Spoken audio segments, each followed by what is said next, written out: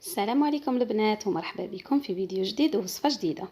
اليوم يا البنات جبتكم بعولة الشتاء. كيما على بالكم باللي الموسم تاع الشتاء راهو داخل والوقت تاع العنب راهو مازال كاين. استغلوا هذه الفرصه ويلا وجدوا للعوله تاع الشتاء المعجون تاع العنب الاحمر يا البنات، هذاك الكبير اللي يجي ما هو حلو ما هو صامت، يعني يجي مليح يصلح بزاف للمعجون. هذا هو النوعيه تاع العنب اللي عندي انا يا البنات. شوفوا هذاك الاحمر يعني الحبه تاعو ما شاء الله يعني كبيره، وفيه تانيك شويه هذاك الرقيق. لهنا شوفوا الكميه تاع العنب هي الكميه تاع السكر في الوصفه تاع المعجون. انا عندي لهنا دوك نوزنو قدامكم. العنب عندي كيلو و800 غرام.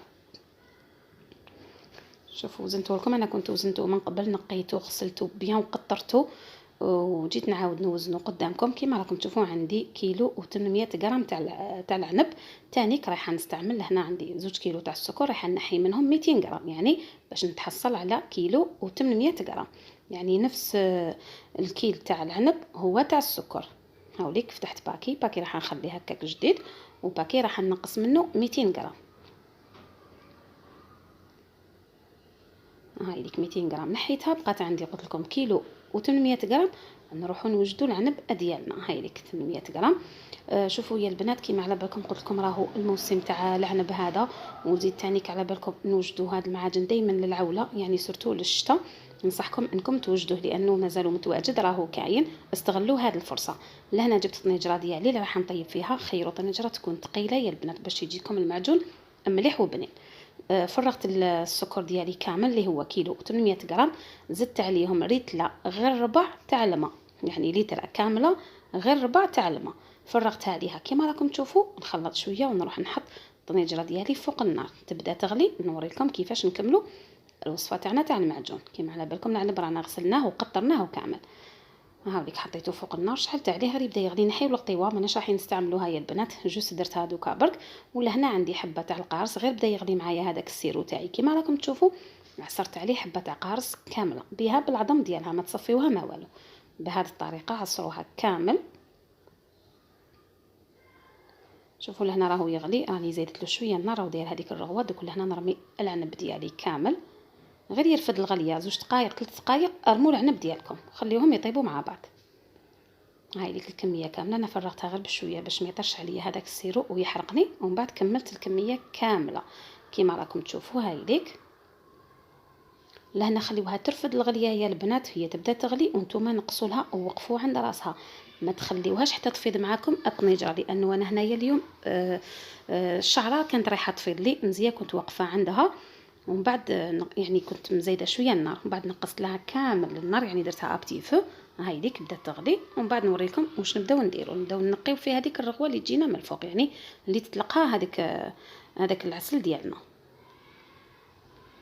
هنا بدات تغلي، راني نوري لكم مازالت يعني خلوها واحد 10 دقائق ولا وهي تغلي، من بعد نروحوا نصفيو هذه الرغوه اللي راكم تشوفوا فيها يا البنات. شوفوا منين تصيبوها تلمت هذيك الرغوه البيضاء في الطرف وكامل نحيوها، ما تنحيوش هذيك العسيله تاع المعجون. نحيو غير هذيك الرغوه اللي تجي كيما راكم تشوفوها هكا بيضاء. نقيوها كامل بشويه، دوروا معاها منين تتربى نحيوها باش المعجون ديالنا كي نخبيه. وقلت لكم هذا المعجون انا موالفه نخدمه، يعني يقعد لي حتى العام عام وزياده وانا ناكل منه، وبلا فريجيدار بلا كونجيلاتور بلا حتى حاجه. يعني البرا تحطيه برك في الكوزينه ولا في هكذا في بلاكار، ولا يقعد لك عام وانتي تاكلي منه. ليسونسيال هاد الرغوه يليق تنحوها يا البنات باش يضاين معاكم المعجون تاعكم. شوفوا نخليه يغلي وراني نقي فيه هذيك الرغوه، هو راهو يطيب وانا نقي فيها حتى يطيب لي كامل.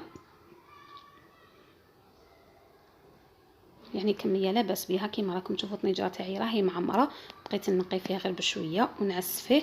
قلت لكم ما تغفلوش عليه البنات، نتوما غير تشوفوا خلاص ماهوش راح يفيض معكم. خليوا له هذاك يعني القيس تاع النار اللي درتوه هنا لهنا، طيبتوه على نار قليله كامل باش ما يفيضش معايا. هاي ديك الرغوه كامل اللي نحيتها شوفوا يعني كميه لا باس بها. ولا هنا يا البنات قريب يطيب معايا المعجون. شوفوا هذيك المرقه تاعو كيفاش راهي شويه ثقيله. ديروا في بالكم بلي كي يبرد راح يزيد يتقال اكثر من هكذا. انا لهنا شوفوا الرغوه ما كانش هذيك البيضه، نقيتها كامل رايحه نطفي عليه. يعني المعجون تاعي اليوم خلاص لهنا راهو واجد. شوفوا ما كانش كامل هذيك الرغوه اللي كنا نقيو فيها. كيما راكم تشوفوا خليته يغلي قدامكم قبل ما نطفي باش تشوفوا المرحله. لهنا شوفوا زدت له النار كامل، رفد هذيك الغليه وطفيت. هاوليك المعجون ديالي واجد كيما راكم تشوفوا يا البنات، راهو نقي كامل من هذيك الرغوه اللي رايحه تخليهن قلت لكم يضاين معاكم ويقعد لكم مده عام واكثر وانتم مخبيينه. قلت لكم غير في الكوزينه ولا في بلاكار ولا فيها في ساك، اي بلاصه تحطوا فيها المعجون ديالكم ليسونسيال ديروه في بلاره تكون ناشفه ومعقمه. تاع الزجاج. لهنا شوفوا يا البنات، وريت لكم المعجون ديالي بعد ما طاب، بصح راهو سخون، يعني مازالو سخون يا البنات. جوست زربت باش نحط معكم الفيديو، يعني باش ندير له المونتاج. ديروا في بالكم بلي هاد المرقه كي تزيد تبرد شويه، يعني كي تبرد تماما ريحه تتقال. نتوما القوام تاع المعجون ديالكم نتوما تحكموا فيه، تحبوه يجي خفيف بزاف تحبوه يجي ثقيل. انا نحبو يجي بينو بين، ما نحبو يكون ثقيل بزاف ما نحبو يكون خفيف ثاني بزاف. هذا هو القوام اللي نحبو انايا. لهنا المعجون ديالي شوفوا يا البنات كيما راكم تشوفوا راه واجد. نتمنى ان شاء الله تكون عجبتكم الوصفه تاعي تاع اليوم وتجربوها وتخلوا لي رايكم في لي كومونتير. ولهنا نكونوا لحقنا نهايه لا فيديو. ما بقى لي غير نقول لكم يا البنات استنوني في وصفات اخرى باذن الله. والسلام حبيبتي، سلام.